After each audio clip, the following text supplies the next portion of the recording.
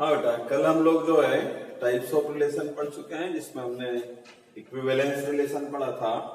Equivalence relation की एक DPP send करता हूँ, तो उसको आप जो है पूरा सॉल्व कर कीजिएगा, है ना, और उसके डाउट डिस्कस करेंगे अभी। इसी के साथ जैसा मैंने पहले बताया था, फंक्शन को हम दो तरीके से पढ़ेंगे। एक तरीके से हम लोग पढ़ चुके हैं, राइट। अब दूसरे तरीके से मतलब हम रिलेशन से फंक्शन में जाएंगे। रिलेशन जिस तरह से हमने डिफाइन किया था ना, तो उसी तरह से फंक्शन को डिफाइन करेंगे, राइट। देखिए, एक्चुअली फंक्शन भी एक प्रकार का रिलेशन ही होता है, बट ये कुछ रिस्ट्रिक्शन के साथ में होता है। तो लिखिए इसमें relation f from A to B is a function. A relation f from A to B is a function if इसमें दो कंडीशन होती है। First condition, every element of A is related to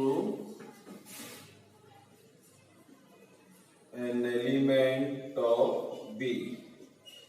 A के सभी element जो है B के element से रिलेटेड होना चाहिए। सभी मतलब कोई भी एलिमेंट ऐसा नहीं होना चाहिए A में जो कि B के किसी ना किसी एलिमेंट से रिलेटेड हो।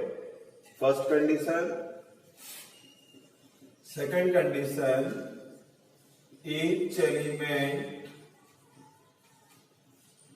of A is related to a unique element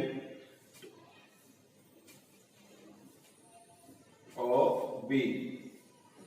मतलब A का एक एलिमेंट जो है वो B के यूनिक एलिमेंट से रिलेटेड होना चाहिए। पहली बात, सारे एलिमेंट रिलेटेड होना चाहिए, और यदि A का हम कोई भी एलिमेंट लेंगे तो वो B के किसी एक ही एलिमेंट से रिलेट करेगा। मतलब ऐसा नहीं हो सकता कि A का एक एलिमेंट B के दो एलिमेंट से रिलेट कर जाए। ओके, तो ये दो कंडीशन होती है। पहली कंडीशन, A के सभी एलिमेंट B के एलिमेंट से रिलेटेड होना चाहिए, और A का कोई भी एलिमेंट यदि लेते हैं हम तो वो B के यूनिक एलिमेंट से रिलेटेड होना चाहिए। देखो, इसको हम इस तरह से लिखते हैं, इसका नोटेशन है f from A to B। क्या रीड करेंगे इसे हम? Function from A to B, A से B में फंक्शन। इसको मैपिंग के थ्रू समझिए।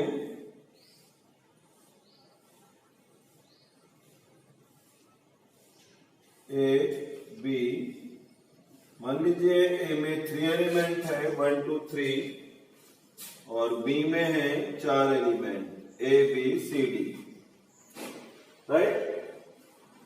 1 एलिमेंट जो है A से रिलेटेड है, 2 एलिमेंट B से रिलेटेड है, और 3 एलिमेंट C से रिलेटेड है। देखो, इसके A के सभी एलिमेंट B के किसी ना किसी एलिमेंट से रिलेटेड है, और हर एलिमेंट A का जो है वो B के यूनिक एलिमेंट से रिलेटेड है, यानी केवल एक ही एलिमेंट से रिलेटेड है। तो इस कारण से इसको क्या कहेंगे हम? फंक्शन। तो ये एक फंक्शन है।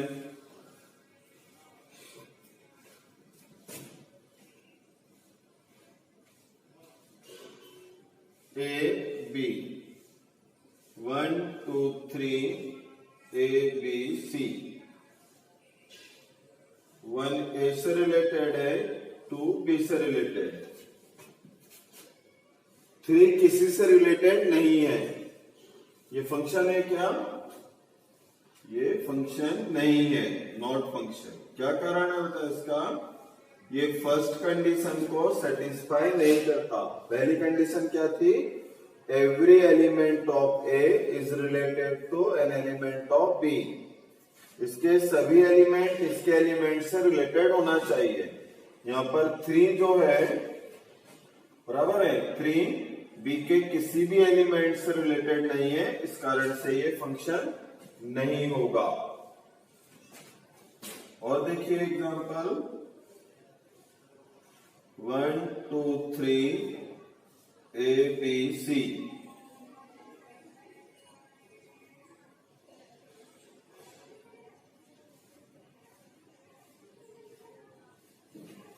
ये फंक्शन है बेटा, बिल्कुल है ना, कोई प्रॉब्लम? देखो इसमें दो कंडीशन है। पहली कंडीशन क्या है, every element of A is related to element of B. ये ए के सभी एलिमेंट जो है रिलेटेड है और हर एलिमेंट की यूनिक इमेज है। 1 की इमेज ए है, ए की इमेज है, 2 की इमेज बी है, 2 की इमेज ए की है बी, और 3 किससे रिलेटेड है, बी से। 3 के लिए भी एक ही जो है इस एलिमेंट से ये रिलेटेड है ना, इमेज है उसकी। और देखिए 1 2 3 ए बी,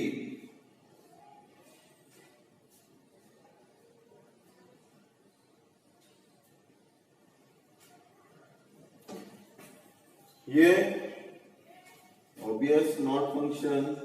क्यों फंक्शन नहीं है ये? क्योंकि इसमें 3 और 2 और 3 की कोई इमेज नहीं है, पहली बात। दूसरी बात 1 की इमेज यूनिक नहीं है, 1 की 2 इमेज मिल रही है, 1 की इमेज 2 ए भी है और 1 की इमेज बी भी है, राइट। तो ये दो कंडीशन, इन दोनों ही कंडीशन को सेटिस्फाइड नहीं कर रहा है, इस कारण से ये फंक्शन नहीं होगा। और देखिए कुछ एग्जांपल फंक्शन के।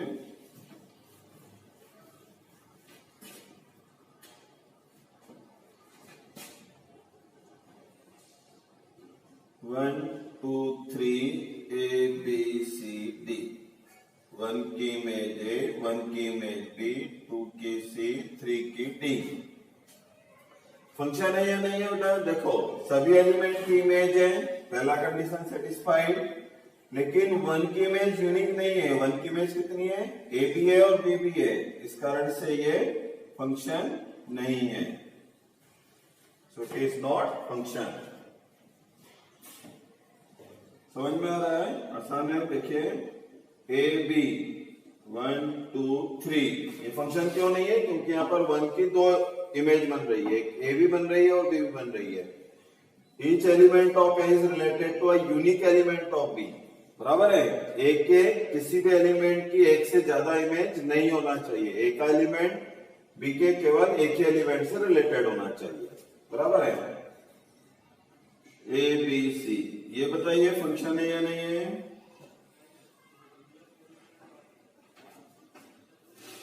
डेफिनेटली है ये फंक्शन। क्यों है बेटा फंक्शन ये? क्योंकि देखो पहला एवरी एलिमेंट ऑफ ए के सभी एलिमेंट की इमेज है, यानी फर्स्ट कंडीशन सेटिस्फाइड। और किसी भी एलिमेंट की इमेज एक से ज्यादा नहीं है। 1 की इमेज क्या है, ए है। 2 की इमेज उसकी भी ए है, 3 की भी ए है। किसी भी एलिमेंट, जैसे यहां था ना 1 की इमेज 2 थी, एक ए थी और बी थी, तो ऐसी तो अलग अलग इमेज नहीं है, यूनिक इमेज है हर एलिमेंट की। तो इस तरह से ये भी फंक्शन रहेगा। अब देखिए फंक्शन में, मतलब यदि हम इस तरह से जाते हैं तो फंक्शन को हम ऑर्डर्ड पेयर के फॉर्म में भी लिख सकते हैं, लिख सकते हैं ना, इस तरह से। देखो 1 2 3 ए बी सी डी। एक आसान सा एग्जांपल लेते हैं। ये ए एलिमेंट है, ये बी है और ये एफ है। बराबर है बेटा? तो एफ को ऐसा लिखा जाता है ऑर्डर्ड फॉर्म में, जैसे हम रिलेशन लिखते हैं ना, रिलेशन में कैसा लिखते हैं, एक्स कॉमा वाई, एक एलिमेंट ए का दूसरा एलिमेंट बी का, उससे रिलेटेड। तो यहाँ 1 किससे रिलेटेड है, ए से, तो इसको क्या लिखेंगे हम, 1 कॉमा ए। 2 रिलेटेड है बी से, तो 2 कॉमा बी। 3 रिलेटेड है सी से, इसलिए 3 कॉमा सी। ये हो गया अपना एफ। फंक्शन में जो ए होता है यह हमेशा डोमेन होता है, रिलेशन में ऐसा नहीं होता है ना। डोमेन ए से कम हो सकता है, और जो एलिमेंट रिलेटेड होता है वो रेंज होता है, यानी इसका रेंज क्या आ जाएगा, range of function A B C, A B C. जो बी होता है, इस बी को कहा जाता है कोडोमेन, बराबर है। ऑलवेज ए को कहेंगे डोमेन फंक्शन के लिए, बी को क्या कहेंगे, कोडोमेन। और रेंज में कौन से एलिमेंट रहेंगे, बी के सबसेट रहेगा इसमें, बराबर है। ए बी सी, बी से ही एलिमेंट दिए जाएंगे। कौन से एलिमेंट लेंगे, जो कि ए के एलिमेंट से रिलेटेड होंगे। इसमें से देखना हो तो डोमेन यानी पहले एलिमेंट का सेट 1 2 3, ये डोमेन हो गया। और रेंज लेना हो तो दूसरे एलिमेंट का सेट ए बी सी, ये होगा इसकी रेंज, बराबर है बेटा। और देखो f इक्वल f1 इक्वल 1 2, कुछ एग्जांपल बता रहा हूं, आपको बताना है कि ये फंक्शन है या नहीं है। ओके, इसमें ए और बी को डिफाइन कर देता हूं। ए इक्वल है 1 2 3 4, बी इक्वल है 2 4 6 8 10, 2 4 6 8 रहने दो। 1 2 2 4 3 6 4 8। सोच कर रखिए ये फंक्शन है या नहीं है, ये बताना है आपको। 1 2 1 4 2 6 3 8, 1 2 2 2 3 2 4 2।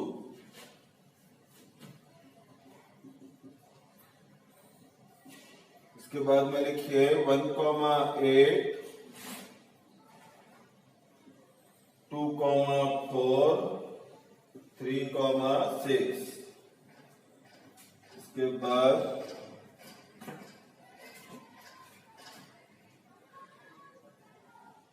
1 4 2 6 2 8 3 2 4 6। हाँ बेटा बताइए इसमें से कौन से फंक्शन है। पहला देखो, इसमें 1 किससे रिलेटेड है, 2 से, 2 4 से, मतलब इसके चारों एलिमेंट किसी ना किसी एलिमेंट से रिलेटेड है। 1 भी रिलेटेड है, 2 भी रिलेटेड है, 3 भी और 4 भी। ए के चारों एलिमेंट बी के किसी ना किसी एलिमेंट से रिलेटेड है, राइट। और कोई भी एलिमेंट का इमेज जो है वो यूनिक है। 1 की इमेज 2 है, 2 की इमेज 4 है, ऐसा हर एलिमेंट की अपनी अलग अलग इमेज है। तो इस कारण से ये फंक्शन रहेगा। ये वाला फंक्शन नहीं है, क्योंकि यहां पर 1 एलिमेंट ऐसा है जिसकी 2 इमेज है। 1 की इमेज 2 भी है और 1 की इमेज 4 भी है कि नहीं। 1 2 से भी रिलेटेड है, 1 4 से भी रिलेटेड है। एक एलिमेंट की 2 इमेज नहीं हो सकती, इसलिए ये फंक्शन नहीं होगा। यहां पर सभी एलिमेंट की इमेज 2 है, ये हो सकता है। ज्यादा एलिमेंट की एक इमेज हो सकती है, एक एलिमेंट की ज्यादा इमेज नहीं हो सकती। जैसे यहाँ पर पहले प्लेस पर जो लिखा होगा ना, ये रिपीट नहीं होना चाहिए, दूसरे प्लेस वाला रिपीट हो सकता है। तो ये फंक्शन रहेगा। ये वाला फंक्शन नहीं है, कारण ये 1 की इमेज है, 2 की है, 3 की है, लेकिन 4 की कोई इमेज नहीं है। सभी एलिमेंट की इमेज होना चाहिए, ए के सभी एलिमेंट की इमेज होना चाहिए, इस कारण से फंक्शन नहीं है। ये 1 की इमेज है, 2 की इमेज 2 बार है कि नहीं। 2 की इमेज 6 भी है, 2 की इमेज 8 भी है, तो ऐसा फंक्शन नहीं हो सकता। तो ये फंक्शन नहीं रहेगा। ओके अब इसके बाद में आता है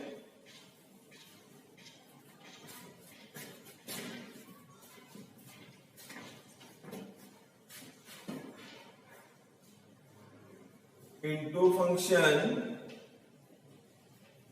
and onto function, into function and onto function। लिखिए इसमें function f from a to b is said to be onto function. onto का एक नाम और भी है, इसको सर्जेक्टिव भी कहते हैं।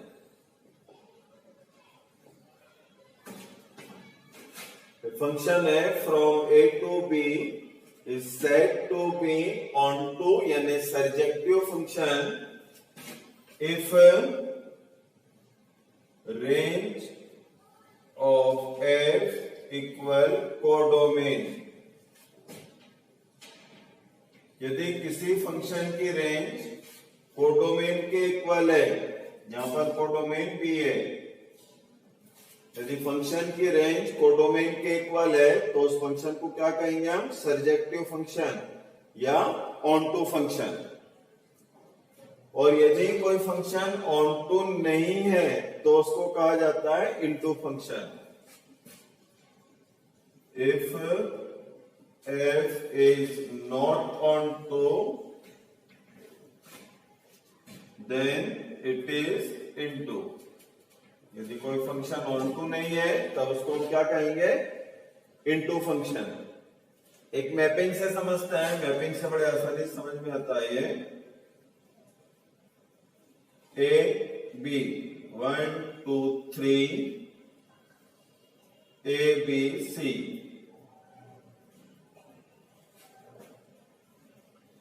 यहां पर कोडोमेन में 3 एलिमेंट है ए बी सी, और ये सभी एलिमेंट जो है किसी न किसी एलिमेंट से रिलेटेड है।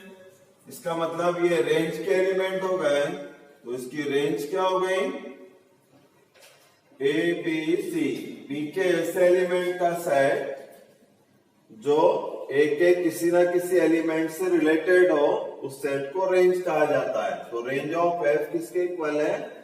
एबीसी के, यानी कोडोमेन के इक्वल। इसलिए ये फंक्शन कैसा हो गया? Onto function.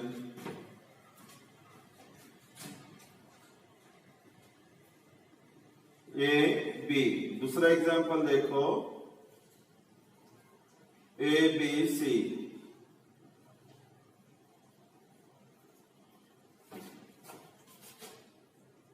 इसमें क्या है बेटा?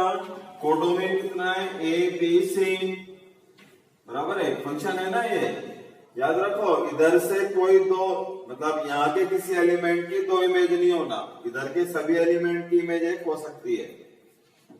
हाँ, तो इसका रेंज कितना हो गया? A B. ए बी क्या है बेटा? बी के इक्वल है क्या? बिल्कुल नहीं है, नॉट इक्वल बी। ये बी का सबसेट है। यदि बी के इक्वल होता तो इसको ऑनटू फंक्शन कहते हैं। बी के इक्वल नहीं है, इसलिए इसको क्या कहेंगे हम? Into function. So F is into. और देखिए एक एग्जांपल,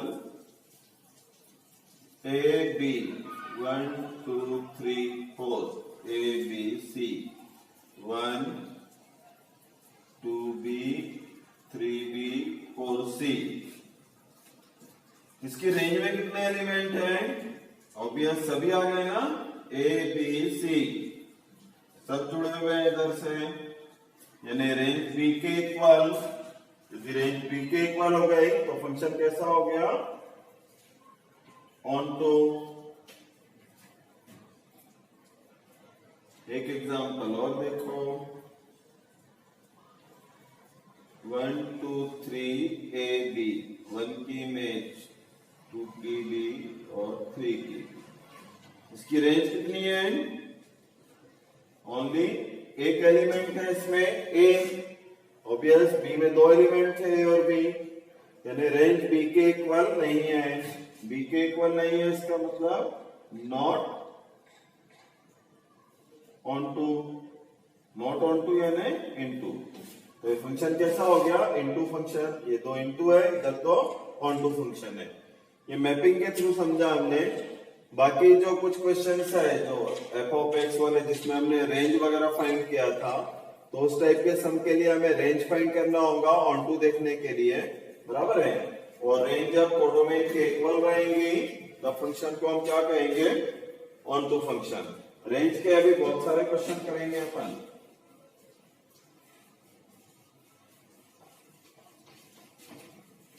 अब इसके बाद में लिखिए, ये हो गया आपका into and onto function. अब लिखिए many one and one one function.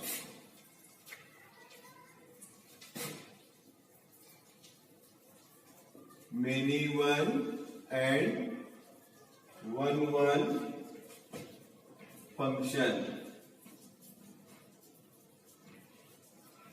Many one and one one function.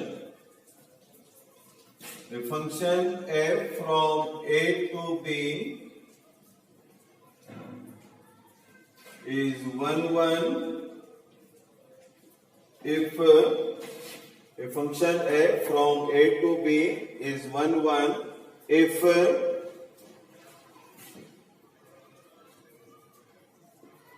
f of x1 equal f of x2 implies x1 equal x2।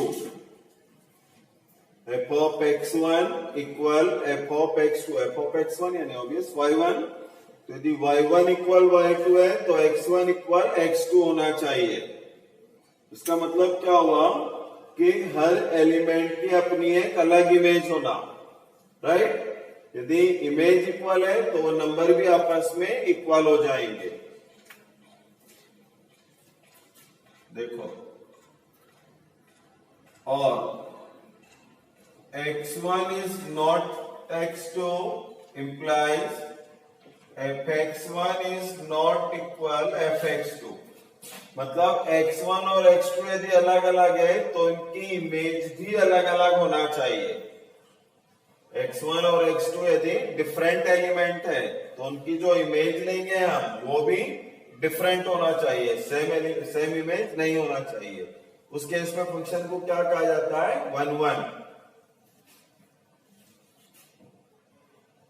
और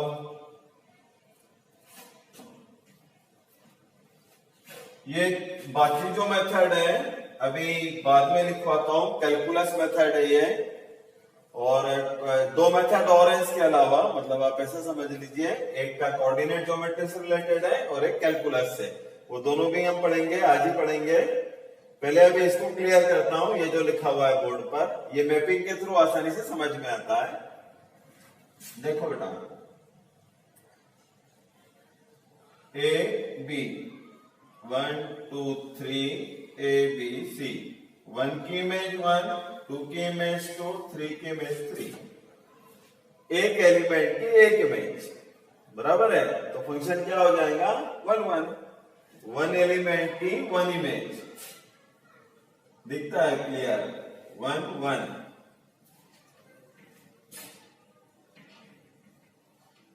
यदि कोई फंक्शन 1 1 नहीं है तब उसको मेनी वन कहते हैं।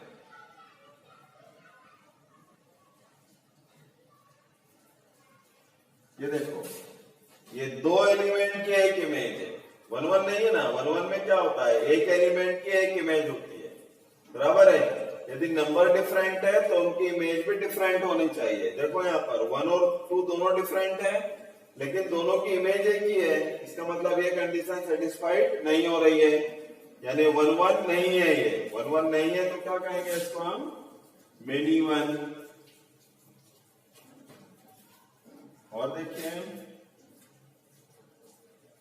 ए B 1 2 3 A B C D, 1 की इमेज है, 2 की सी, 3 की बी। 1 1 है या नहीं है? एक एलिमेंट की एक ही इमेज दिख रही है, इस कारण से 1 1 है, बराबर है। और यहां पर देखें तो एक और एग्जांपल ले रहा हूं, 1 2 3 ए बी, 1 की इमेज ए, 2 की इमेज ए, 3 की इमेज बी। कौन सा बेटा है? Many one. क्लियर है ना? दो एलिमेंट के एक image, so many one, right. ये 1 1 के एग्जांपल है, ये मेनी वन क्या है? 1 1 का एक नाम और भी है, 1 1 को इंजेक्टिव भी कहा जाता है, इंजेक्टिव, बराबर है। 1 2 को क्या कहता है? सर्जेक्टिव। ये 1 1 को इंजेक्टिव। मेनी वन का और कोई नाम नहीं है, इसके अलावा उधर का पढ़े थे इनटू, इनटू का भी और कोई नाम नहीं है। 1 1 यानी इंजेक्टिव और ऑन टू मतलब सर्जेक्टिव। 1 1 में क्या होगा? एक एलिमेंट की एक इमेज बनेगी। मेनी वन में क्या होगा? मेनी एलिमेंट की एक इमेज बनेगी। मेनी कितने भी हो सकते हैं, 2 से ज्यादा सभी को मेनी कहते हैं।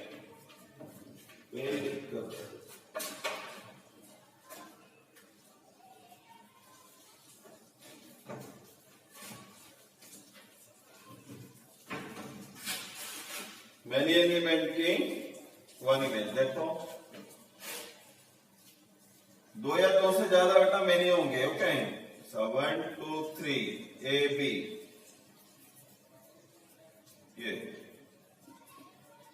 कौन सा फंक्शन हो गया? ये obvious many one. Many element की वन इमेज है, इसलिए many one, right. One element की वन इमेज हो तो क्या कहेंगे उसको? 1 1। मेनी एलिमेंट की वन इमेज, मेनी एलिमेंट की वन इमेज हो तो मेनी वन। 1 1 का एक नाम injective, right.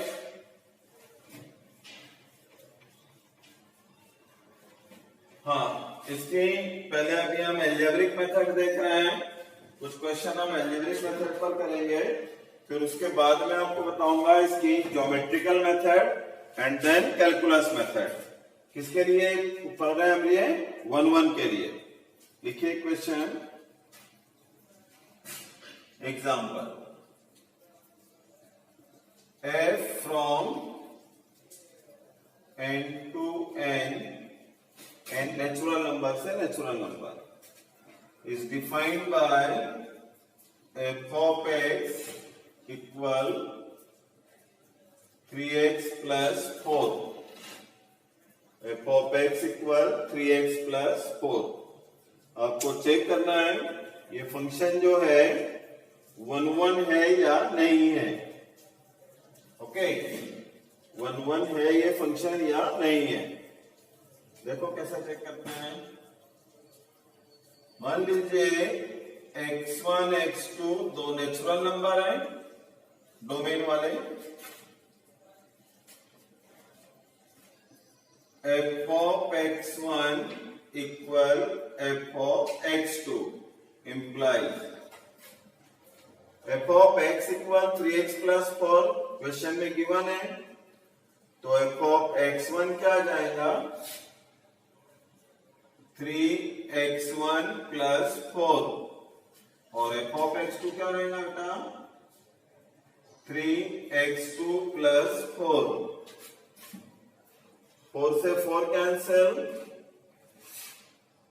3x1 equal 3x2, मतलब x1 equal x2। So f is 1 1, बराबर है। 1 1 मतलब इंजेक्टिव। तो ये फंक्शन कैसा हो गया? इंजेक्टिव हो गया, यानी 1 1 हो गया। दूसरा एग्जांपल, 1 1 के एग्जांपल ले रहे हैं। f from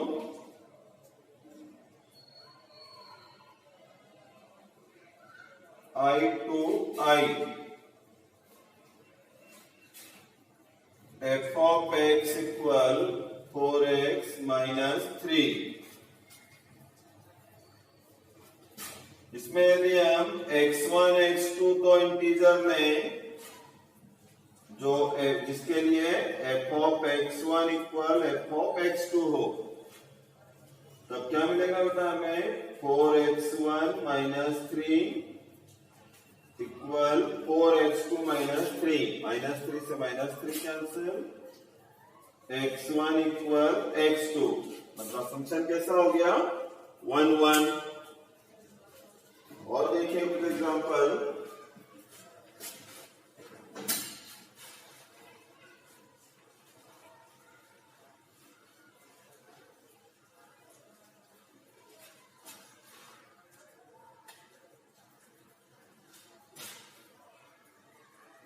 f from n to n, f of x equal 2x square plus 3। देखो बेटा चेक करके फंक्शन 1 1 है या नहीं है। मान लीजिए x1 x2 दो नेचुरल नंबर है, fx1 equal fx2, 2x1 square plus 3, 2x2 square plus 3, 3 cancel, 2x1 square equal 2x2 square, यानी x1 square equal x2 square, मतलब x1 equal plus minus x2। Obvious है बेटा, x1 इक्वल x2 होता है तब 1 होता है, लेकिन यहाँ पर x1 इक्वल माइनस x2 भी पॉसिबल है, राइट ना। तो इसका मतलब क्या हुआ, ये 1 1 नहीं होगा। समझ में आ रहा है। x1 इक्वल x2 आता डायरेक्ट तो हम कह सकते थे कि ये 1 1 है। इधर x1 इक्वल दूसरी पॉसिबिलिटी भी है, माइनस x2 भी हो सकता है, तो इस कारण से ये 1 1 नहीं रहेगा। देखो ऐसा भी समझ सकते हो इसको, ये नेचुरल नंबर, इधर भी natural number, set natural number का दिया हुआ है। ओके, दो पॉसिबिलिटी है, एक x1 इक्वल x2, दूसरी x1 equal minus x2। But यहाँ पर x1 x2 नेचुरल नंबर है, दो नेचुरल नंबर का सम 0 तो नहीं हो सकता, इस कारण से ये इसमें रिजेक्ट हो जा रहा है। सेट नेचुरल नंबर दिया था बेटा, इस कारण से, यानी x1 इक्वल x2 आ रहा है, इसका मतलब ये 1 1 रहेगा, 1 1 है ये। ओके, दूसरा एग्जांपल देखो, मान लीजिए मैं इसको चेंज कर देता हूं। अभी किसका सेट लिया था अपन ने, नेचुरल नंबर का, तो नेचुरल नंबर के सेट में x1 इक्वल माइनस x2 ये नहीं होता, इस कारण से रिजेक्ट हो गया, तो फाइनली हमें x1 इक्वल x2 मिल गया, राइट। अब यदि मान लो यहाँ पर हम इसको चेंज करें, अगला एग्जांपल, चौथा एग्जांपल लिखो, i to i, x1 x2 क्या ले रहे हैं हम, i। अब इसमें बेटा ये रिजेक्ट नहीं होगा, क्योंकि इसमें दोनों पॉसिबिलिटी है, x1 इक्वल माइनस x2 भी हो सकता है, राइट। सो ये 1 1 नहीं है, नॉट 1 1, मतलब मेनी 1 है। इसको एक तरीके से और समझ सकते हैं हम, इस तरह से देखो, i से i में फंक्शन, यहां पर ले लेते हैं 1 की इमेज कितनी आ जाएंगे, यदि x को 1 लेते हैं, इसमें x की जगह 1 रखते हैं, तो fx की वैल्यू कितनी आती है, 5। समझ में आ रहा है ना, x की जगह 1 रख दो बेटा, f ऑफ x है ना इमेज उसकी, ठीक है। y की वैल्यू, इधर y रहता है, इधर x। यदि x को -1 लेते हैं, इसमें x की जगह -1 रखो, देखो x 1 रखते हैं तो 2 इंटू 1 का स्क्वायर प्लस 3 यानी 5, और x को -1 लेंगे तो 2 इंटू -1 का स्क्वायर, ये भी 5, तो -1 की इमेज भी 5 है, यानी दो एलिमेंट की एक ही इमेज है, तो इस कारण से कैसा हो गया फंक्शन, ये नॉट 1 1 यानी मेनी 1। तो ये फंक्शन जो है ये मेनी 1 है, बराबर है। देखिए एक बात हमेशा याद रखो, यदि कोई फंक्शन इवन फंक्शन है, यदि कोई भी फंक्शन इवन फंक्शन है, तो हमेशा वो मेनी 1 रहेगा। And even function is always many one। बराबर है। यदि वो कंप्लीट डोमेन में डिफाइन किया हो दोनों तरफ, है ना, यदि किसी एक तरफ उसको रोक दिया जाए तो फिर कुछ नहीं कहा जा सकता, है ना। An even function is always many one, right. यदि मान लो इसको हम डिफाइन करते हैं माइनस ए से ए के बीच में, है कि नहीं, माइनस ए से ए के बीच में इसको डिफाइन करते हैं। इवन फंक्शन है। इवन फंक्शन कैसे होता है याद है ना बेटा। इवन फंक्शन को किसको कहा जाता है, जो वाई एक्सिस के अबाउट सिमेट्रिक होते हैं। मतलब वाई एक्सिस के इधर जैसे बनेंगे, वाई एक्सिस के इधर भी वैसा ही बनना चाहिए, राइट। जैसा मान लो एक फंक्शन अपन ने लिया ऐसा, ये है, तो ये इवन फंक्शन यदि है तो ये लाइन भी इधर ही होना चाहिए, राइट। तो यदि मान लो यहां पर अपन ने ले लिया 1, तो इसके इधर -1 आएगा और दोनों का y जो रहेगा वो सेम होगा, राइट। इस कारण से ये फंक्शन कैसा हो जाएगा, इवन फंक्शन। समझ में आ गया बेटा। इवन फंक्शन है और दोनों के लिए इमेज सेम आ गई, y दोनों का सेम हो गया, y सेम है तो क्या हो गया, ये मेनी एलिमेंट की 1 इमेज हो गई, तो ये मेनी 1 हो जाएगा, बराबर है। तो ये फंक्शन मेनी 1 हो गया।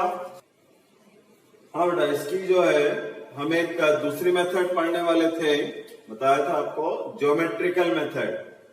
तो ज्योमेट्रिकल मेथड लिखिए इसका, function f from A to B is 1 1 if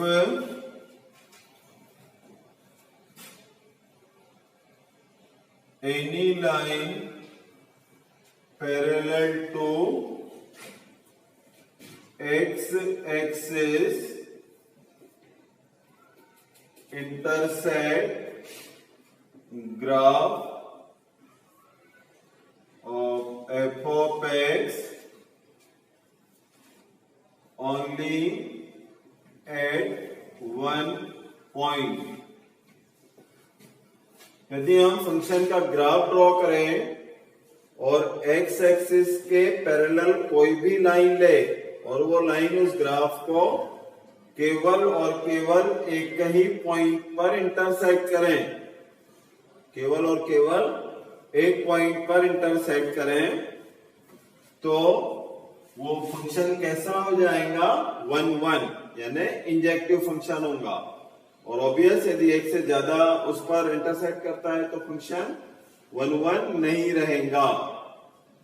example देखो बेटा इसका, f from 0 से 2 pi to r defined by f of x equal sin x। sin x का ग्राफ 0 से 2 pi के बीच आता है, सभी को बनाते हैं।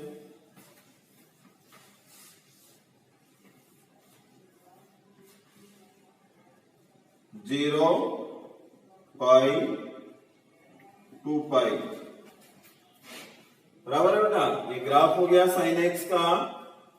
अब यदि हम कोई भी लाइन ले एक्स एक्सिस के पैरेलल, ये लाइन, तो ये इस ग्राफ को कितने पॉइंट पर कट कर रही है, एक से ज्यादा पॉइंट पर, ऑब्वियस 2 पॉइंट पर कट हो रहा है। इस कारण से फंक्शन कैसा होगा, नॉट 1 1, मतलब ये फंक्शन मेनी 1 है, बराबर है। याद रखें, यदि इसका हम डोमेन बदल रहे हैं तो ये क्वालिटी उसकी बदल जाती है, ये टाइप उसका चेंज हो जाता है। देखो इसी एग्जांपल को मान लीजिए f जो है -π/2 से +π/2 to r है, फंक्शन वही है f of x equal sin x, but domain change है इसका। डोमेन कहां से कहां तक लिया अपन ने, -π/2 से +π/2।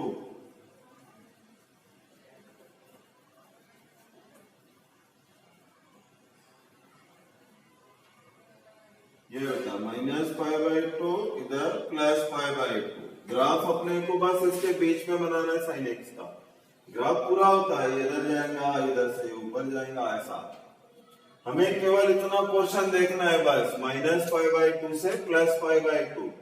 अब यदि यहाँ पर हम कोई भी लाइन ड्रॉ करते हैं x एक्सिस के पैरेलल, तो ग्राफ को कितने पॉइंट पर कट कर रही है, क्लियर दिखता है, केवल एक ही पॉइंट पर। इसका मतलब ये फंक्शन कैसा हो गया, 1 1। सो देखो डोमेन यदि बदल जाता है तो फंक्शन की टाइप चेंज हो जाती है।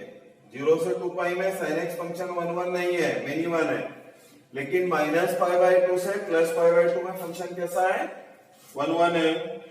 इस मेथड को अभी आगे हम और पढ़ेंगे, लेकिन इसके पहले जो है, जैसा कि इस मेथड के लिए ग्राफ का यूज हो रहा है, तो अगले लेक्चर में कुछ ग्राफ बनाना सिखाऊंगा आपको, राइट।